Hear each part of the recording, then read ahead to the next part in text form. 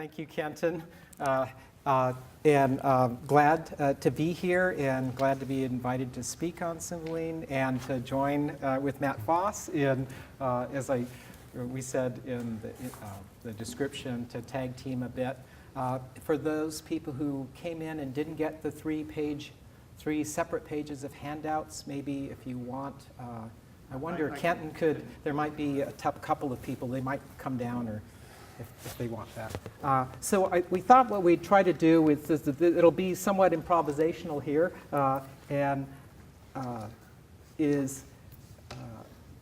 we'd lead off early on, for those unfamiliar with the play, with some cobbled together plot summary, right? Just to get some of the basics down, if possible, for this play. And then I'm going to pose a couple of questions, right, for you to ponder. Maybe you might even have some interaction on those questions. And then Matt will lead off next with describing various things about the history of the play to some extent, but also just the production and process. And then I have some topics I want to cover over the next 2 hours, right? 3 hours. But I'll have to constrain my notes and sift and select to keep us within the time frame and also to leave time for conversation and discussion. So that will be good. And it won't be that much of a terrible thing not to make it through all of my notes. So, and those topics will include discussing very briefly the question of the play genre, as you saw in the email, the question of sexual politics and sort of gender relationships and identities in the play, and sort of the issue of nationalism. And beyond that, empire. So those are some of the topics. So should we try to figure out what this play is about, the plot? Sure. The entrance point for the students here at the University of Idaho is that the chance to work on Shakespeare is one of the best opportunities, or one of the most important opportunities for student learning we may have for our young directors, actors, and designers, particularly because of our relationship with the Oregon Shakespeare Festival and the Rex Raybould Fellowship, where each year a UI student is invited to become a full-fledged participating company member over in Ashland. And often when we come back from Ashland, and we say, oh, I saw this play, or I saw this play. And if we say, I saw this Shakespeare play, one of the first questions we may be asked is, well, where was it set? And that can be, that's indicative of a practice in this country where directors or theater makers will often set one of Shakespeare's plays in some different kind of context, the Old West, World War I. And a lot of times these historical contexts can truly illuminate the given circumstances of the actual play. And this is participating in a way to what Shakespeare himself was actually doing, setting the real life political issues of his time and place in a more safe Scotland, or even a safer new world in the Americas or Italy. With our students, this idea of contextualizing is something that we don't necessarily consider a given, but often find our students focusing on the cleverness of how they can dress up Romeo and Juliet in the Old West, as opposed to investigating what makes these plays living and pertinent in our own time and place. So a focus on what Shakespeare was writing, and then historically understanding that what he was truly doing was not dressing them up in other clothes, but rather the time and place of his plays were in that room, right there, right now, with the people who were watching it. This is explicit in plays like Henry V, where the chorus is inviting the audience to eke out the battlefields of France with their imagination to fill out the wooden O, an explicit reference to the theater architecture itself. Prospero or Puck's invocation to give your hands and finish our play. Even in the beginning of Romeo and Juliet, it's saying the 2 hours traffic of our stage is the time and place of where we're going to work out these issues of love. And so with our students, our first effort was rather than to say, how are we going to set this play, or how are we going to do this play? Our first investigation is, what is this play? What are the facts, the who, what, when, where, Joe Friday, Dragnet type, just the facts, ma'am, given circumstances. And from that, hopefully, as they are learning to deal with elevated text some of the most condensed, beautiful speech in the English language, and dealing with a play like Cymbeline that is not as familiar or familiar at all. How is our way into it? Cymbeline is a play written towards the end of Shakespeare's career. With very little we know about Shakespeare, we can guess that he's probably writing when he's at home in Stratford, somewhat successful, probably bought his new house, and he's just about to set off in a series of experimentations dramaturgically. Cymbeline's the first, Wintertale is probably the second, somewhere around there, and Tempest would be the ultimate of this trilogy of dramaturgical experimentations. He's writing for King James at the time, and this play was particularly popular with King James, as evidenced by the inclusion of a masque, M-A-S-Q-U-E, a very particular drama form that we would recognize from the wedding feast in The Tempest, where it really is integrated into the dramatic action of the play, or maybe the wedding feast at the end of As You Like It, where Hymen comes in and blesses the marriage. But outside of that, we know very little about this play in this country and its popularity. Stefan will be able to talk a great deal about its waxing and waning popularity or critical opinion. Here's a brief introduction to the story. Before the play begins, almost 20 to 25 years ago, the King Cymbeline and his wife had a new child, a princess that they named Imogen. But it's inferred from the given circumstances that right around that time, potentially even in childbirth, the first queen passed, sending the kingdom into shambles. The king, growing ever suspicious of the people around him, advisors and ambitious courtiers whispering in his ears, begins to distrust his closest friends, the old warrior and General Belarius, who had fought along Cymbeline as tribute warriors in Rome's campaigns in building its empire. And he banishes his old friend Belarius from the court. Around the time of Belarius' banishment, the two princes, Imogen's older brothers, disappear without a trace. And for 20 years, the kingdom has been holding vigil, holding out hope. And it's described as a place where you do not meet a man but frowns. At the beginning of the play, we see the queen, a new queen, who's beautiful, mysterious, who's recently married the king, bringing the young Imogen to meet her betrothed. In just a few moments before the play has begun, Imogen has married in secret a poor commoner named Posthumus. This news reaches the king's ears, and Imogen is thrown into chains, and Posthumus is banished. The reason for this, or the way the news got to the king, was most likely through the queen, who wants her son, the king's new stepson, to both marry Imogen and assume the crown. So the play begins in this meeting with Posthumus swearing to be true, swearing not to forget her, and heading towards Italy, setting off a course of events where a bet is made in Italy as Posthumus boasts about her virtue. A Roman courtier named Iachimo decides to take him down a peg and says, I bet I could seduce her. Iachimo, the Roman courtier, travels to Rome along with a group of emissaries from Rome demanding tribute from Cymbeline to Augustus Caesar. Iachimo meets Imogen, and it's clear from the get-go that Posthumus was not wrong of her beauty and her virtue. And yet he proceeds with his plan to win the bet nonetheless, using trickery and deception to gain entrance into her bedroom by hiding himself in a trunk, stealing jewelry, getting an intimate report of not only her room, but her body itself. Cymbeline refuses to give tribute, and the Romans, with Iachimo in tow, return to Rome, where Iachimo declares himself the victor, sending Posthumus into a rage where he decides that he will end Imogen's life rather than be cuckolded. He sends the letters back, charging his faithful servant to murder her, setting off what may seem like a typical Shakespeare series of running through the forest, girls dressing like boys, marching armies, and an epic battle at the end. And during this entire tumultuous plot, Imogen discovers her two lost brothers without knowing it.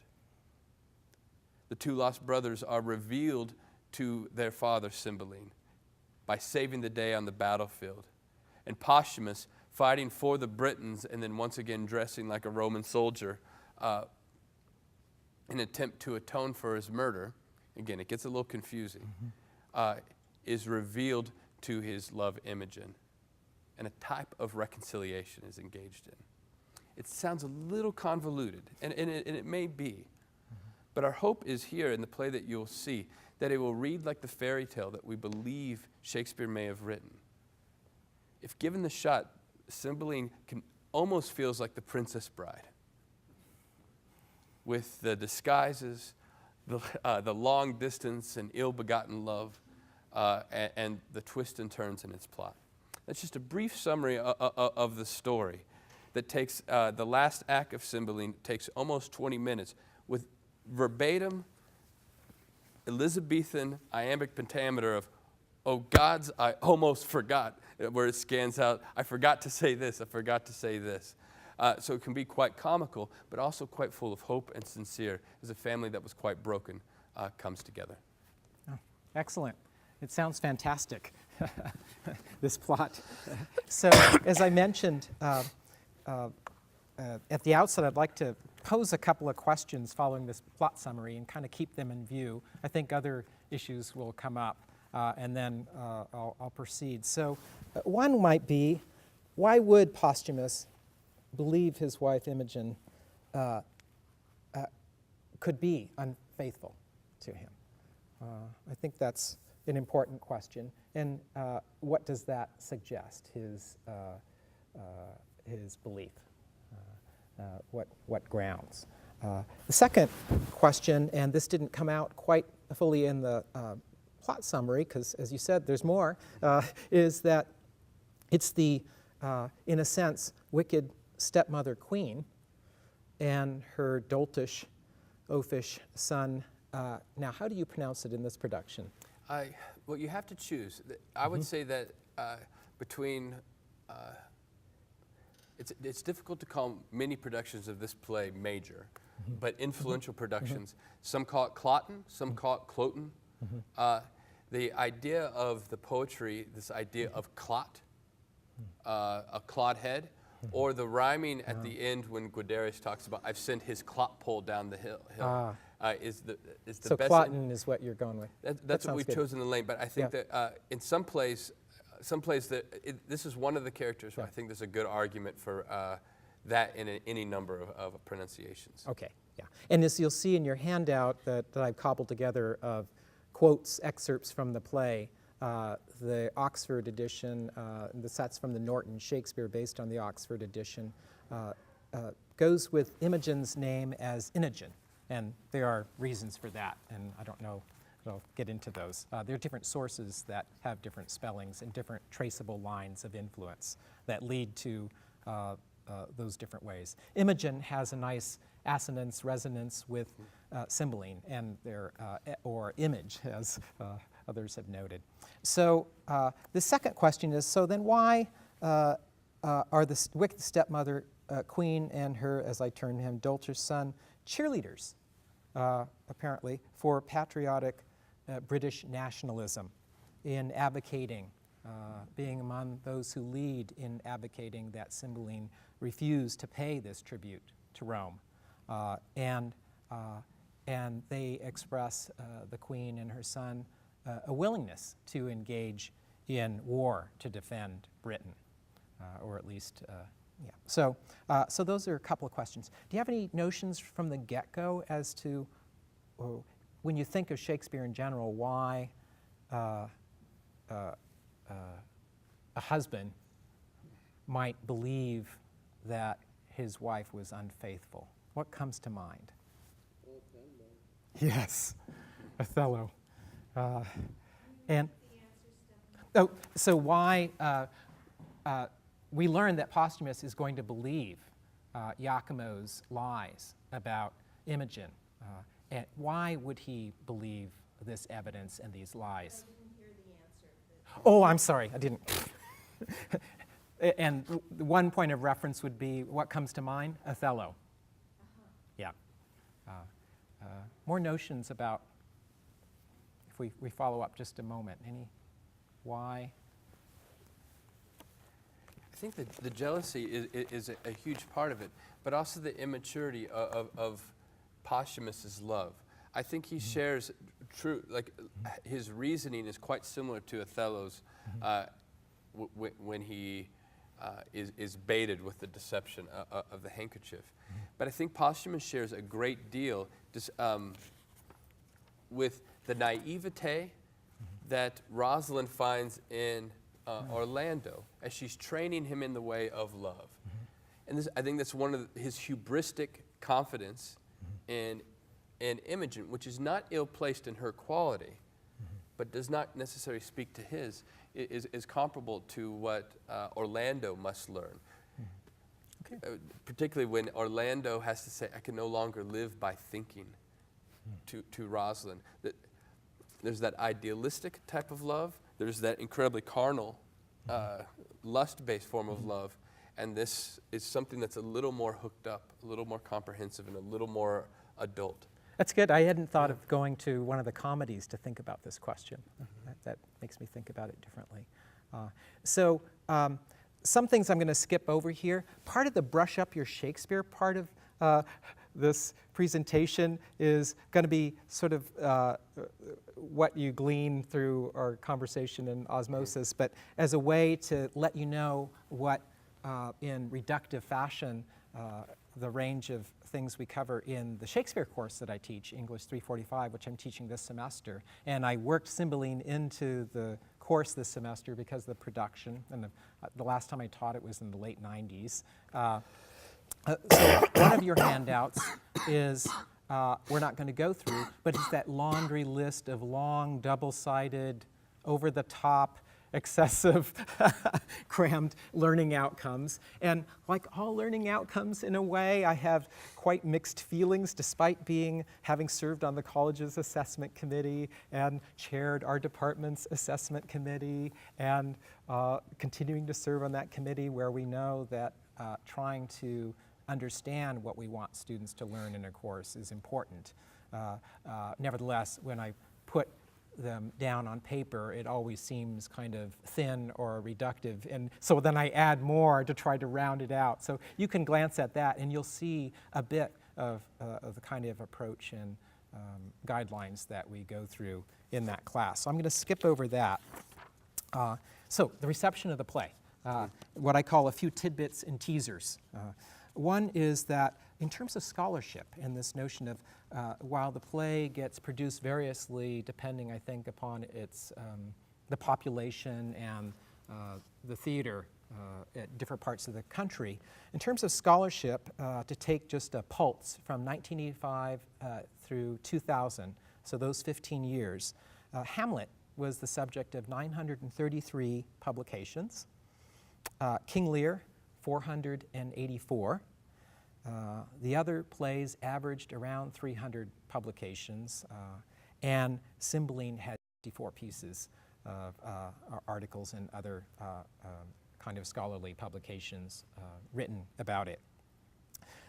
By the 18th century, the play was not that well received. Charlotte Lennox stated, "The whole conduct of the play is absurd and ridiculous to the last degree." Right? Samuel Johnson wrote, remark the folly of the fiction, the absurdity of the conduct, the confusion of the names and manners of different times were to waste criticism upon unresisting imbecility. It doesn't sound too promising just yet. Then, in contrast, by the early 19th century, Wilhelm Schlegel described the play as one of Shakespeare's, quote, most wonderful compositions. And William Hazlitt also praised Cymbeline, including the character of Imogen. How about today? Here's a quote from Jean Howard, who writes the headnote introduction to the play in the Norton Shakespeare. In Cymbeline, the complexity of the action seems deliberate rather than inadvertent or unskillful. It creates in the audience both a longing for clarity and control and an anxiety that the play may afford neither. And on Imogen's character, now I slip back and forth in my pronunciation of that name because of the text that I teach from. Imogen was praised by Victorian actress Helen Fawcett for her character's silent eloquence. According to Anne Thompson, a current critic, Victorians saw in Imogen, quote, the perfect wife, a model of domesticity, devotion, and self-sacrifice. George Bernard Shaw, however, right, love Shaw, was highly critical of Shakespeare's dual characterization of Imogen, who is one, a woman of high temper and perfect courage with moods of childlike affection and wounded rage, and two, says Shaw, an idiotic paragon of virtue produced by Shakespeare's views of what a woman ought to be. Right? So there's this shifting response to that character over the course of the play, in a way. Following Shaw's sentiments, Janet Adelman reads Imogen's fate as quite the opposite of female transcendence, ultimately. Imogen begins the play as its primary defining figure, defining herself, her husband, and the dramatic focus of the audience. By the end, she has learnt her place. Michael Shapiro seems in a way to echo Adelman, but his point, I think, is somewhat different. He believes that Imogen loses authority in the course of the play, despite the fact that she dresses. This is one of these plays where a character, female character, at some point cross-dresses and passes herself off as a young boy, a page. What is most interesting or valued, however, is that Cymbeline dramatizes Jacobean work produced during the reign of James I, Jacobean male anxieties about infidelity and sexual identity. And though Imogen Fidele is ultimately subdued by the heterosexuous, patriarchal hierarchy, the play enables an interrogation of both mainstream and dissident sexual possibilities. Okay, so I'm also going to skip over, given our time, some of the history of people trying to figure out, like, what is this play? Right? What genre is this? Tragedy, comedy? It's first listed in the folio in the tragedies. Let's come up with some different term. This term romance came into view, and then late plays became another category, and then finally tragicomedy. But given time, I'm going to skip over that. And there's also then questions that you might think about what are the limits of genre? How useful is it to try to categorize a work? What are the constraints that that invocation of genre might place upon our expectations and upon the production of works themselves? So let's start out with some of the play's sexual politics. Great. And we can glance at how some of this develops with the handout. And there are more handouts down here. There are 3 separate pieces of paper for those who came late. And let's look, we're at a few minutes before 1. We can glance at some of it anyway.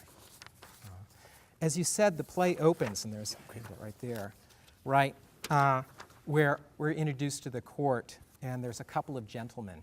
And the first gentleman says, as Matt said, you do not meet a man but frowns. Our bloods no more obey the heavens than our courtiers still seem as does the king.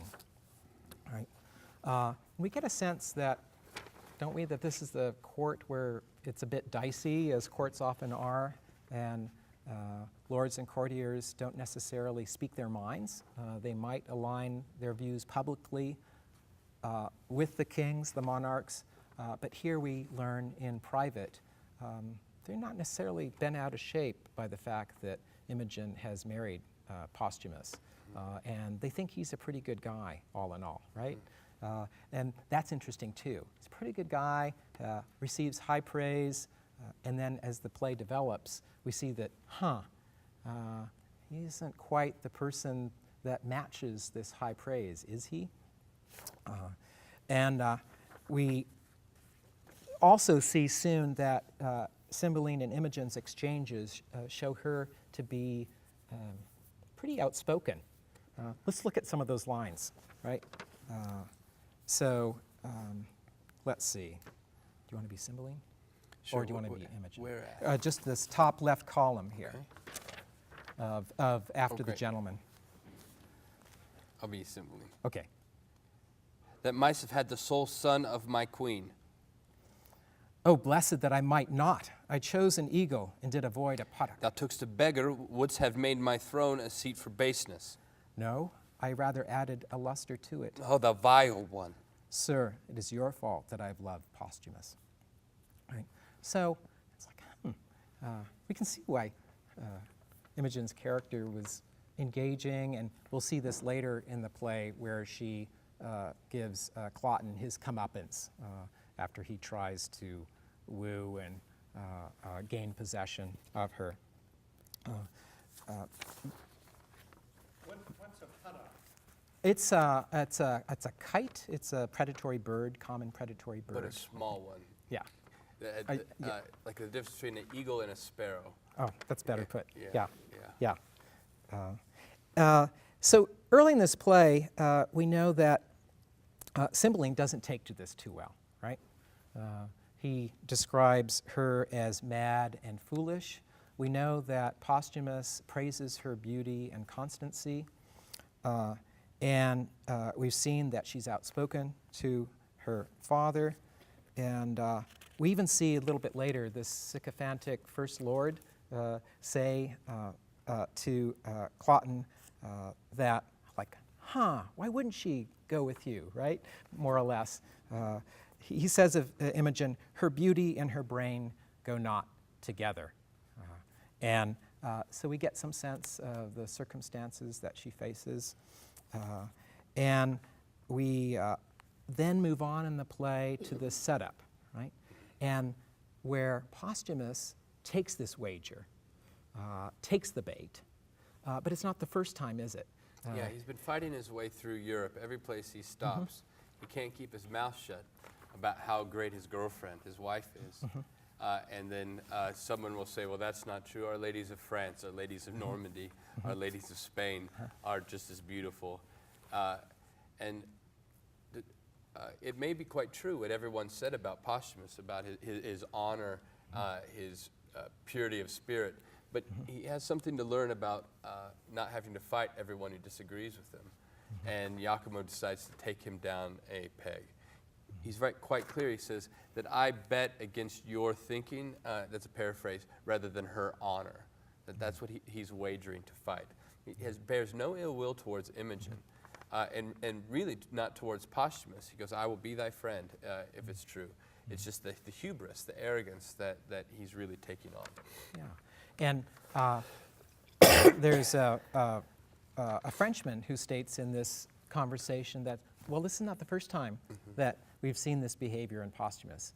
Years ago, he said, he boasted that English women, right, are, quote, more fair, virtuous, wise, chaste, constant, qualified, and less attemptable than the rarest of our ladies in France. And he was willing to duke it out over this assertion.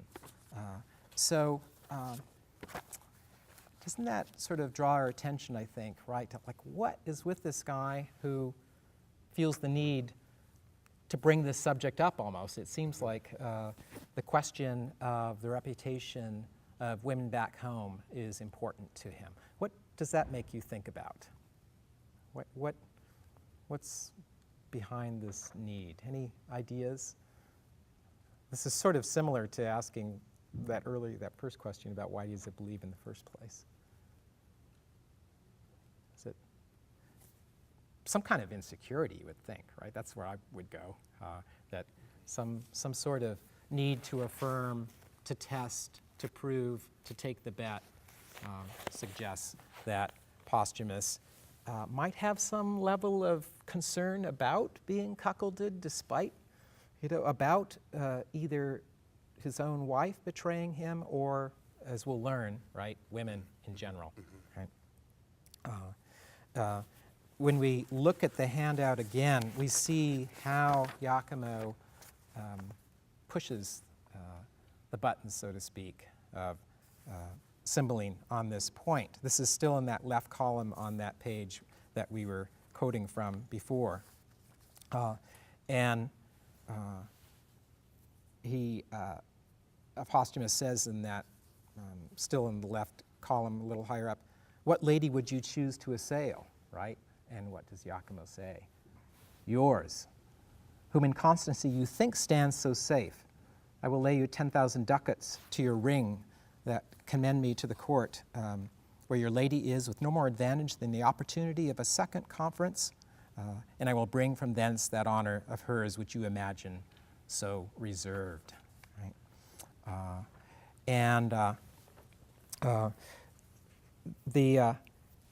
If we shift now just quickly to Imogen, she all in all trusts Posthumus, it seems like, but she's taken aback by Iachimo. And even though she tries quickly to put him in his place and reject his overtures, she lets slip some doubt about perhaps his fidelity. She says, my lord, I fear, has forgot Britain. Right? And here it seems as if Imogen is Britain to a great extent, right? Not only has he forgot, I suppose, the decorums and manners of his home country, but forgot her if he is being tempted, as Iachimo is telling her. Yeah. Is that what's going on? Well, yeah, it's specifically, Iachimo is getting a false report saying that Imogen says, well, I hope he is well. And Iachimo says, yeah, he's great. And Imogen says, well, I hope not too well, because we're apart, we've been married, things are really hard.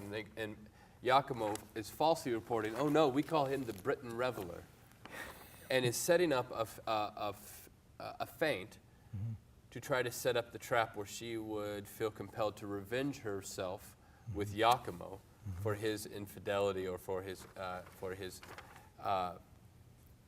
forgetting her. And she takes the bait just for a moment, and then just as quickly she turns and says, my father shall know of this, calls Iachimo out and starts calling for her servants, putting Iachimo on the ropes, where he quickly has to say, oh, no, that was just a trick. It was a test. It was a test just to see if you were true, and you passed wonderfully. This is great. You're wonderful. And he has to go with plan, well, it's a bad plan, plan Z. I have a trunk. Can I put that, could you hold on to that trunk and keep it protected for me? It's a pretty iffy plan. It's pretty iffy, and she's smelling it out too, but it's not until he says, your husband, Posthumus, is a part of this plan. He gave me some money to buy gifts for Caesar, so maybe it'd be like having something of your husband in your bedchamber, and then I'll take some letters for you. And she finally says, okay, that would be fine. But little does she know that Iachimo's put himself inside the trunk. It's an incredibly, it's a type of sexual violence that we are not sure what to do with when you see on stage. Suddenly this trunk opens up and you see someone come out who is in a way creating it's a kind of rape, a true sexual violence that he's committing on her. And our first impulse is to laugh. He is looking the dagger, the trump card that he has on Posthumus, is he's able to peep a small red mole, a sanguine star, just beneath her breast. And that intimate detail that he derives through violation is what convinces Posthumus that he truly has been successful in his seduction. So it's this crazy, the worst plan ever, to hide yourself in a trunk that is immediately comical, and then we realize how truly violent it is. And then he returns back into the trunk and is in that trunk through the next scene. It's a strange juxtaposition of the comic and the violent. I think that's a great description. And you can see that text in the lower left column of your handout of that infamous trunk scene, right? And those among us who are classicists, and there's at least one full-fledged classic scholar, right? Louis Perrault, Professor Perrault, I'm so glad you're here. So when you look down over these lines, Louis, you'll see that, right?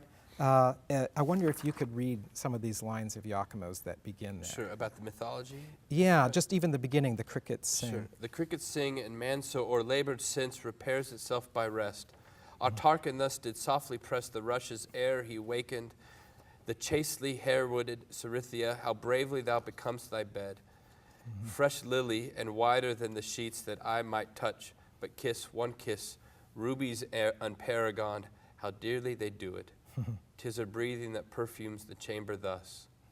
Yeah, so here this is a densely packed passage, right? And it has all those components that we might expect just from the action alone that you described. But for those keen ears and minds in history and myth, and they'll hear this embedded allusion, right, to the Greek myth of Tereus, king of Thrace, who raped his wife's sister, Philomela, and cut out her tongue. And we've seen this before, alluded to in Shakespeare's works in his early revenge horror tragedy, Titus Andronicus. So he cuts out her tongue, so supposedly she can't reveal what's happened. Later weaves this story into a tapestry. Later in this passage, let me think, we see that Iachimo pauses. So there's different moments here in this passage that I think are interesting. One is that he says, let's see, a little further down, this secret will force him think I have picked the lock and ta'en the treasure of her honor. No more. To what end? Right? And I don't know, it's when you're watching it, I imagine you're kind of wondering, like, okay, this guy's got many kinds of villainy and vicious, and as you said, if not committing a rape upon Imogen, right there, certainly in a way, a rape of her honor and a violation of her privacy. And then it's a great scene, an unsettling scene, because in all such scenes, the audience is participating as a kind of voyeur, right? And so we may feel disturbed on many levels, especially with the humor modulating into what develops. And then might want to look and see, why does he hesitate, right? Is he just, that comes to my mind, like, is it just like, okay, I mean, this is enough, sort of professional, workmanlike rivalry with the male, I've got enough to win my bet?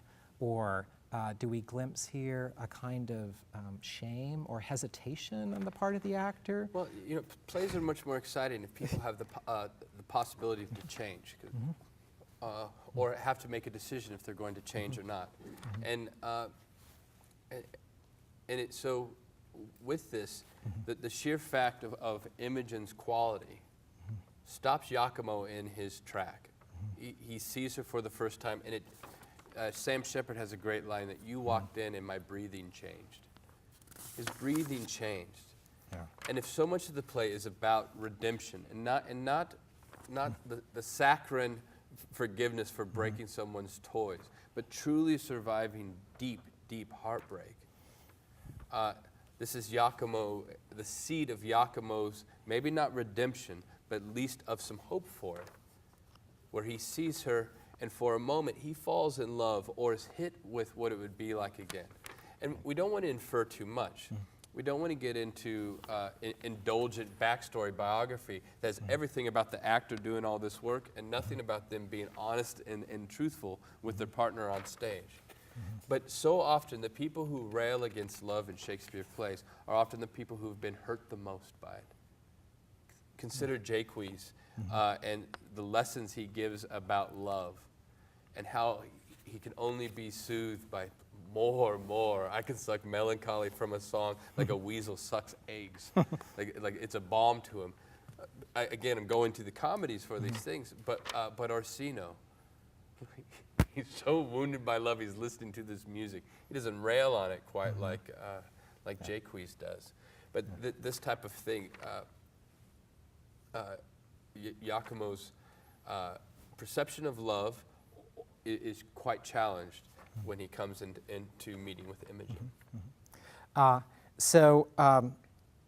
And what I meant to say was that's the later allusion, right? The first allusion is to Tarquin, right? So there's these two allusions to figures of rape occurring in literature in this passage. Let's jump way ahead to that second question, because I'm seeing that we want to leave more minutes than we have for further conversation. Do So, we want to talk about the play, how we're going to do it a little in that question? oh yes, You want to do that? yeah, You want yeah. to jump to there or do the second question? Why don't we hear more about how the play is going to be produced? And then, in a very quick fashion, I'll address the question of nationalism in the play to wrap. Well, in quite quickly, we alluded at the beginning about this idea of how do we start the play. We know that in the criticism of this play, people are talking about the anachronisms of the mashup of styles. And there was a famous production of this by Joanne Akalaitis at the Public Theater Shakespeare in the Parks that, regardless of its artistic merit, was a real watershed moment in theory and criticism. Joanne Akalaitis had all the warriors pounding with sticks, doing a kind of stylized choreography for the war. They had mashes up of classic Roman sensibilities with Edwardian or Victorian costumes. And it was quite taken to task in the press, but given as an example of maybe an early contemporary or a contemporary effort to actually do what Shakespeare may have been doing. In the few images we have of his plays, in particular Titus Andronicus, we see them in their pumpkin pants, but with a toga over the top, a quite contradictory or anachronistic costume choice. But we even see in the plays themselves, like Brutus hearing the clocks chiming in Julius Caesar. There's inherent anachronisms that gets throughout the play that gets us to this idea that the time and place of Shakespeare's plays is a theatrical one, not a meta-theatrical one, not a noises off or slings and arrows type of thing, but defined by an intrinsic logic that the audience's imagination is complicit in. So our entrance point into the play is, rather than trying to say we're going to set this in an Arthurian Roman-controlled England, or we're going to set this in space or any place in between, we tried to build a theatrical logic that we thought would make sense. And so much of this story starts with a once upon a time, with that same idea of dress up we play growing up. We didn't try to set it in a child's playground or a dress-up room, but we applied this idea of using the costumes we could find in the shop, the objects we had around, the same way Shakespeare, if we look at the ledgers in Henslow's diary, we have a magic cloak, we have a bear, let's do Tempest and Winter's Tale, building the world of the play around what we have. We've tried to create a stylized space, this idea where the audience's imagination fills in the blank canvas. As the course of the play goes through, the scenic designer, a student who just returned back from the Kennedy Center, where he won second in the country for his scenic design you may have seen last year for Cherry Orchard. This is one of his thesis projects. He's built this space, and then using a series of projectors, architectural tablets, and computers, he'll be live designing, almost animating, the same way where Shakespeare invites your imagination to eke out the battlefields of Agincourt. He'll be drawing the horizon, changing this living curtain into a cave, a throne room, into the hills of Wells. With a few projections happening on this header at the top, almost like they've been ripped out of a sketch pad. In the play, you'll see a mix of contemporary clothes that are trying to make the delineation between a British court and a Roman court and outsiders in Wales.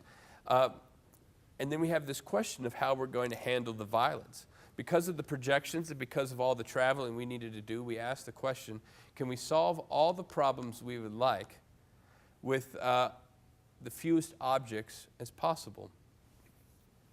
The idea we came up with is using umbrellas, so that an umbrella can become a projection surface to receive a drop of rain.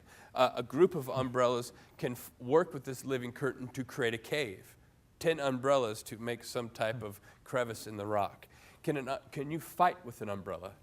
Can you shoot a bow and arrow with an umbrella? If I shot someone with a bow and arrow, can an umbrella become that arrow or a projection surface that Courtney can draw the blood onto it?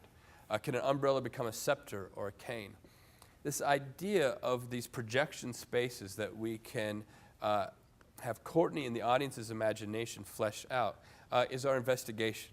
and we are right in the middle of figuring out if it's going to work. And we're getting a little better at it every day. But luckily, that investigation with the student designers, the two MFA co-directors I'm working with, is focusing in on how do we do the text rather than how do we dress up the text. So they're struggling, they're striving to speak the words truthfully, clearly, beautifully, and endowed with deep need and meaning, as opposed to worrying about how good they look in their chaps or with their fancy robes or their pumpkin pants.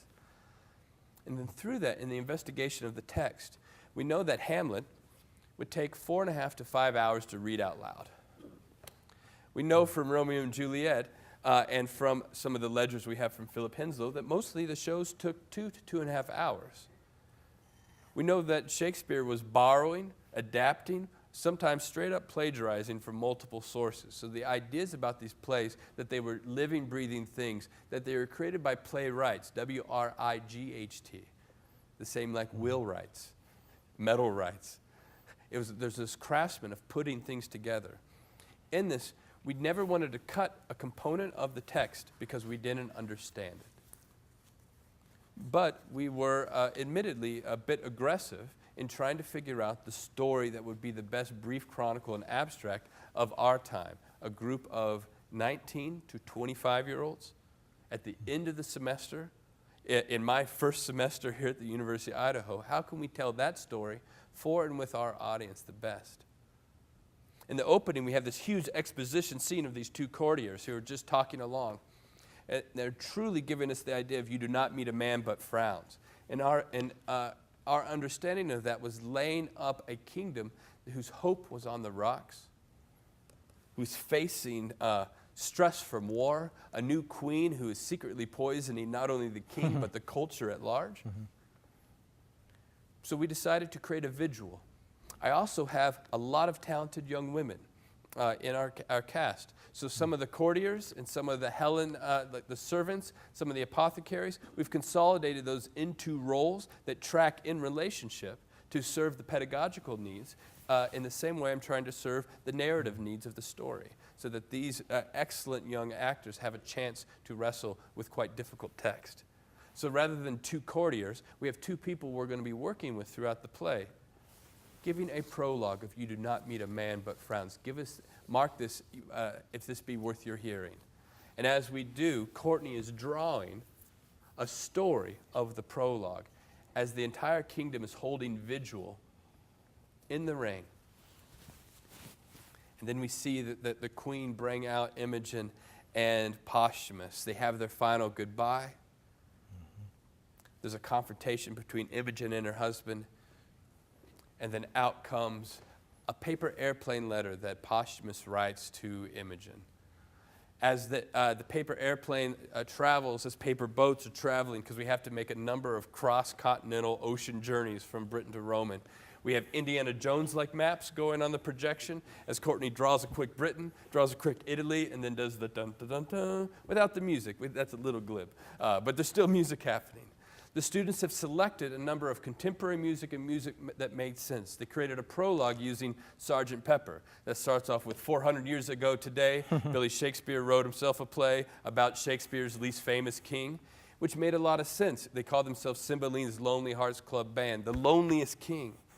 His daughter hates him, and that's all she has. He's lost his first wife and his sons. And tracking through the loneliness that goes through this play. And then they're invited, with the given circumstances of the text, where are we going? What do we need to do? And what is in your imagination that can fit that? And they come in with a mixtape of music, teach it themselves, and then they make a proposal. So there'll be a band over here who's watching and listening in the same way Courtney is over there, creating a soundscape. How this all interfaces is in the discussion we're in right now. And in full transparency, it's a very difficult thing. Last night, the wheels completely came off because we were adding in projections for the first time. The actors are, suddenly there's a line on the stage and they're walking in a line the whole time. It was a complete loss because what they've been listening to is just each other. And now they're learning how to listen primarily to Courtney. as they figure out how do we build this world together. These issues of sexual violence are a particular concern, particularly working with students who so many of them are facing issues of rape or sexual violence in and of themselves. We tried to hold the characters as accountable as possible without denying or rewriting the play. Posthumus has this incredibly violent speech about, I wish I could tear out the women's part, or I will rip her limb piecemeal before the court. Cloten says quite similar things about he will rape her in front of Posthumus, and then kill him, and then take her back, and the king will eventually forgive him. In the case of Posthumus' speech, rather than allowing him to be out here on alone in isolation, we leave the young actress who's playing the Philario role, Philaria, as complicit watching this, his one friend in the world. And at the worst moment of his ideas, Posthumus' grossest violation of what is hopefully his true honor, she exits, separates herself from him, abandons him. Hopefully, the same way when you have to negotiate the end of Taming of the Shrew without rewriting it, how do we deal with that? And then at the end, there's this terrible moment when Imogen, dressed like a boy, comes up and tries to comfort the grieving Posthumus as the plot is becoming unraveled. She goes, "Here, my lord, here. What, thou scornful page, thou shalt have a play in this?" And he slaps her. We have her faithful servant, the young lady I referenced before, working with our fight choreographer, the artistic director at Montana Shakespeare in the Parks. You might have seen their work. He works at Oregon American Players Theater, a wonderful teacher. Came up with this idea to have the woman in the play that's closest to Imogen, who is realizing what's happening, and she crosses the stage and cold cocks him. So rather than just one punch, we have two punches, and allows us also a check to realize what's happening as everyone gets a little more clear-headed. Our hope is not to rewrite Shakespeare so it becomes some deviant form of Foss-spear. That would be a terrible, terrible thing. The students would not, I'm not even a fraction of the writer. But as a teacher, their investigation in the text, particularly where Shakespeare was writing for a group of people that he worked with intimately, we believe this is an incredibly traditional production, and that we are working with that deep investigation into the rhetoric and complexity of the verse, the totality of the theater making as an ensemble, and how we are trying to enlist or implicate the audience as important into that collaborative act of partnering with us. It takes a little while for that culture of theater making, particularly with these classical texts, to go. This is just our first attempt, but there's a commitment as a department to teach a full year of Shakespeare every year. And the fruits of this are just starting. These words live more in our muscles than in our brain. And it's just really, you can really start to hear it as this is starting to pay off, where they're becoming generative actors rather than passive participants in something that their Shakespeare teacher is telling them to do. At least that's our hope anyway. I think that's a terrific invitation to come see the production. So let's open it up. I think my closing comments on the question of nationalism would be, is that the play complicates that notion. We have one short speech from Imogen, right, where she's finally sort of rethinking, like, do I go along with this, in a sense, sentiments about defying Rome, engaging in war, aligning herself with the queen, and she knows that she needs to go elsewhere. There might be a world elsewhere, and she says, where then? Right? Hath Britain all the sun that shines? Right? Day, night, are they not but in Britain? In the world's volume, our Britain seems as of it, but not in it. In a great pool, a swan's nest. Prithee, think there's livers out of Britain. Right? So this image of the swan's nest has been responded to variously. On the one hand, it seems to embody the grace and beauty, perhaps, and the notion of home and security that Britain is and is becoming. On the other hand, it gestures towards that world beyond, towards possibilities of empire, towards the question of will Britain become an imperial power? And also, now I've left it, the play is participating in complicated ways with this project of thinking about what is coming together as Britain, right? So you've got this map produced, this famous map by Speed, a cartographer, that shows past invaders being subsumed or at least brought together in a more expansive vision of what constitutes Britain. And that question about can we be brought together at what cost? James I was hopeful that he could unite the crowns of England and Scotland. We've already had the incorporation of Wales formalized in the mid-16th century. So there's a lot of interesting politics in this play as well. A few closing, we should have ended sooner, I apologize in a way. Some thoughts about Shakespeare, questions, productions that you've seen of Cymbeline, anything? I have a question about have you been rehearsing this all year? We've been rehearsing not all year. We've been rehearsing since right after KCACTF in mid-February, which is a typically longer rehearsal process. Just trying, it's a quite difficult text compared to a lot of other verse texts, and so we're trying to prolong our exposure to it. Well, I know we're so right up against time. If you have any questions, I would love to either answer them over email or have you at the production. We open next week from Thursday and run for 2 weekends. And I'll be easy to find, and would love to give you a tour of the space or to answer any questions about what we're trying to do more or what we may be trying to do in the theater department as a whole. Great, thanks. This has been a terrific preview, and I hope that you'll all come to see the production. So opening a week from Thursday on the 30th The 30th, yeah. of April.